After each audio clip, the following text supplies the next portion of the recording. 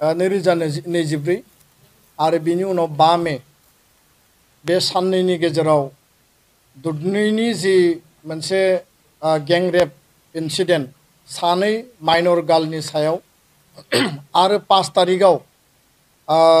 हिरण्मय खाख्लारिखौ बुथारनायनि जि जाथाय बे जाथायखौ लानानै दुलाराय बर' फरायसा आफादा जाथाय जानायनि उनावनो जोङो थार बिजिरनाय जास्टिस नागिरनानै रेलि खालामनाय जादों धरना होनाय जादों आरो लोगोसे दुधनैयाव जोङो दुलाराय बर' फरायसा आफाद राभा फरायसा आफाद आरो गासै हारि माहारिनि आफादफोरा ज' लोगो नांनानै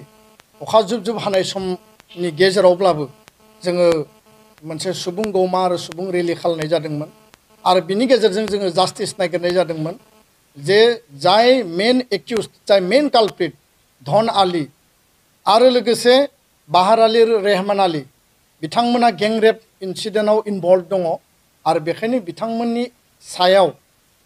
माने स्ट्रंनिफ्राय स्ट्रं एक्शन माने फासि होनांगौ आरो फास्ट ट्रेक कर्टआव बेखौ लांनांगौ आरो लोगोसेनो SIT गठन खालामनानै बे गुटै तदन्तखौ मजबुतै खालामनांगौ बेनि उनाव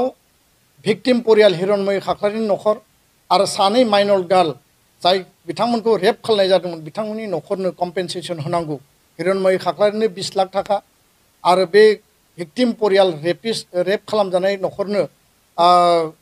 5 लाख रां होनांगौ होननानै जोङो दाबि दैखांनाय जादोंमोन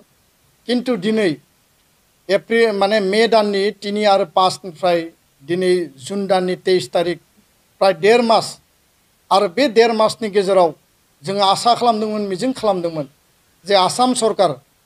आसामनि जि सरकार दङ बे सरकारा बिनि सायाव मोनसे जास्टिस मोनसे न्याय होगोन होननानै दिनै जोङो नुबाय जे लखिमपुराव सुनील गगৈ काण्ड जादों बेखौ लानानै DGPआ बाहागो लाहैदों बेखौ लानानै मन्थ्रिया थांदों बेयाव माने ओरैबायदि परिबेस नुदों जे सुनील गगैनि जाथायखौ लानानै बिथांमोना बिराद एक्टिभ किन्तु जोङो दाबि दैखांदोंमोन जे बे हिरण्मय खाख्लारि मार्डार खालामनाय जि केस आरो बेयाव धन आली बिथांनि नखरनि शेखबर आली आरो परमिना बेगम साथाम व्यक्तिया बेयाव इनभल्व दङ बे मानसिफोरनि सायाव जिखिनि एक्शन लानांगौ सरकारा बे भिक्टिम परियालाव फैनानै खबर लाफैनांगौमोन कम्पेनसेसनखौ फोसावनांगौमोन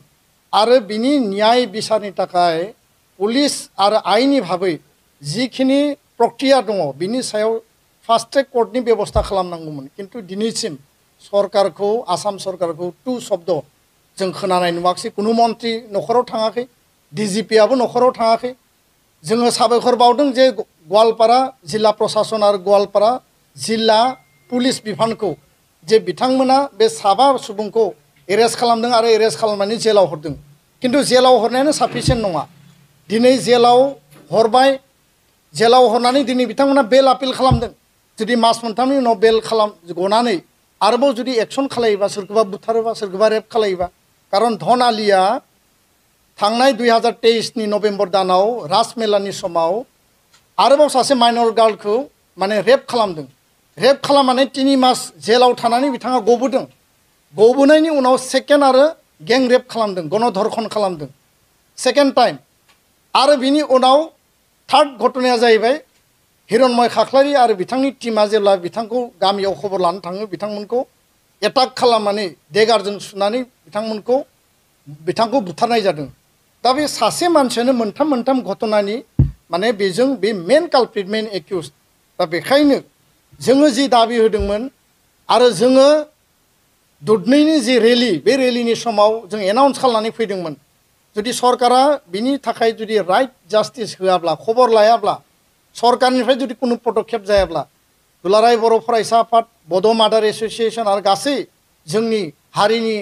आफाद गौथुमफोरा लोगो नांनानै जोंनि जि धाराबाहिक आन्दलन जोंनि जि कन्टिनिउआस जि मुभमेन्ट जोङो जेब्लासिम न्याय आरो जास्टिस मोना जों बेखौ कन्टिनिउ खालायगोन होननानै दिनैनि बे प्रेस मिटनि गेजेरजों फिन आरोबाव आसाम सरकार आसामनि गिबि मन्थ्रि डक्टर हिमन्त बिश्व शर्मा बिथांखौ आपिल खालामदों दाबि खालामदों जाहाथे बिथाङा इन्टारभेनसन खालामो हस्तक्षेप खालामनानै बे जि दुधनै गैंग रेप आरो मार्डार इन्सिडेन्ट बा बे जि मार्डार घटना बिनि सायाव जाहाथे बिथाङा माने स्ट्रंलि एक्शन लायो खामानि मावो आरो बिथाङा बिनि सायाव इनिशिएटिभ लायो बिनि थाखाय जों फिन दाबि दैखांदों आरो गाबोनो दुलाराय बर' फरायसा आफाद आरो बर' मादार एस'सियेशननि इनिसियेटिभआव दुलाराय बर' फरायसा आफादनि इनिसियेटिभआव जोङो टर्च रेलि माने बनजार लानानै जोङो प्रटेस्ट रेलि खालामनो थाखाय जोङो फिन थांखि लाबावदों आरो बिनि नेक्स्ट उइकआव जुदि सरकारा जेबो इनिसियेटिभ लायाब्ला जोङो नेक्स्ट उइकआव जोङो आरोबाव जोङो हांगार स्ट्राइक खालामनो थाखाय जोङो बाध्य जागोन कारण सुनील गगৈ कान्दखौ लानानै आसाम सरकारा जेरैबायदि एक्टिभ डिजिपिआ थांदों मन्त्रिया थांदों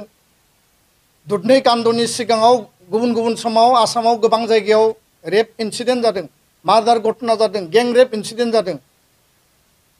आसाम सरकारा बिनि सायाव एक्सन लादों बेबस्था लादों जों नुदों बिनि थाखाय जों धन्यबाद बावो किन्तु दुधनै इन्सिडेन्टखौ लानानै आसाम सरकारा दिनैसिमबो तु शब्द बुंनायखौ जोङो गोसोआव दुखु मोनदों आरो जों खुद्रिदों आरो बेखाय जोङो बुंनो बाध्य जादों असमिया मिडियायावबो बे खोथाखौनो बुंनाय जादों जे बर' जानायखाय ट्राइबेल जानायखाय इन्डिजिनियास मानसि जानायखाय जोंखौ खबर लायाखै नामा जोंनि बे घटनाखौ लानानै आसाम सरकारा इन्टारेस्ट गैया नामा आसामनि मन्त्रिमलया इन्टारेस्ट गैया नामा आसामनि गिबि मन्त्रिया बिनि सायाव मानो जेबो बाथ्रा बुङाखै बे बाथ्राखौ लानानै जों फिन दिनै कुइसन थिखोनो जोङो बाध्य जादों जों गाबोन आसामनि गिबि मन्त्रिनो जों रिमाइन्डार हरगोन अलरेडि मेम'रेन्डामा होनाय जाखाबाय जोङो गवालपारा जिल्ला प्रशासनखौ जों धन्यबाद बावदों बिथांमोनखौ एरेस्ट खालामनायनि थाखाय किन्तु एरेस्ट खालामनायानो फाइनाल खामानि नङा एरेस्ट खालामनानै आयेननि माने लामा लानानै बिथांमोना गफिननायनि दिनै पर्यायबो दङ जुदि बेखौ मोजाङै एक्सन आरो बिनि सायाव जुदि मोजां आयेननि जालखौ जुदि जोङो सानो हायाब्ला कारण बे मानसिफोरा बे साबा मानसिया गें रेप आरो मार्डार बे मोननै इन्सिडेन्टआव इनभल्भ धनालिया मोनथाम इन्सिडेन्टआव इनभल्भ आरो बेबायदि कालप्रिट बेबायदि माने मेन एक्युजखौ कुनु कारनाव जाहाथे बियो लांदां अख्राङाव जाहाथे फैया आरो बिनि जि स्ट्रिंजेन्ट जि